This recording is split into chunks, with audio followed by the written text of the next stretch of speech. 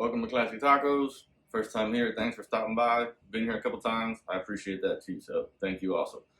Today we're going to be doing a Prinsu rack. I know it kind of goes against what I did a couple months ago because I put a OEM rack on.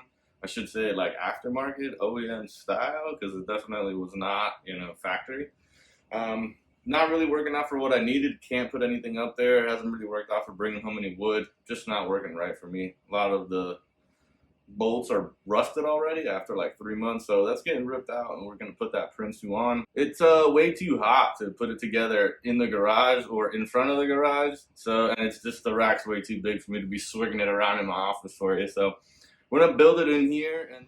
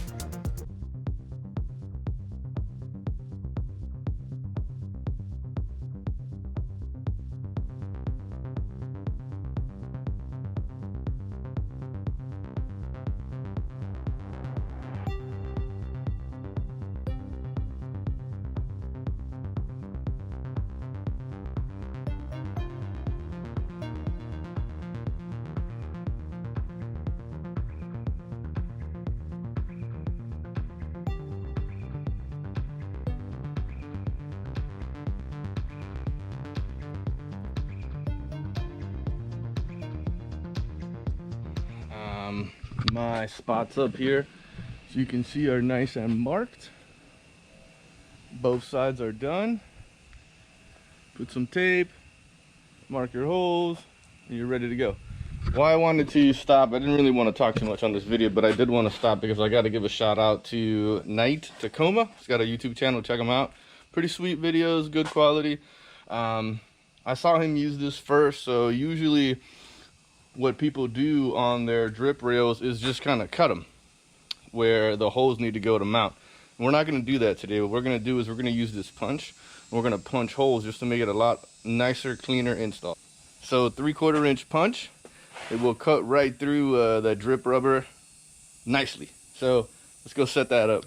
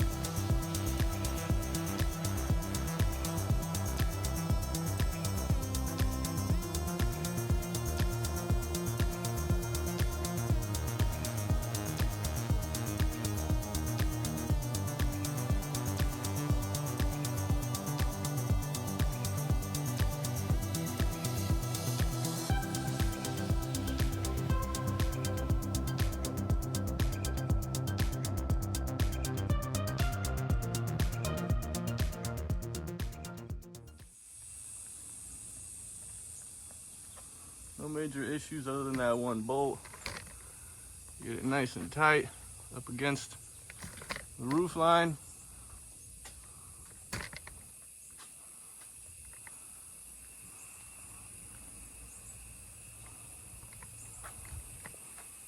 There we go. She's on.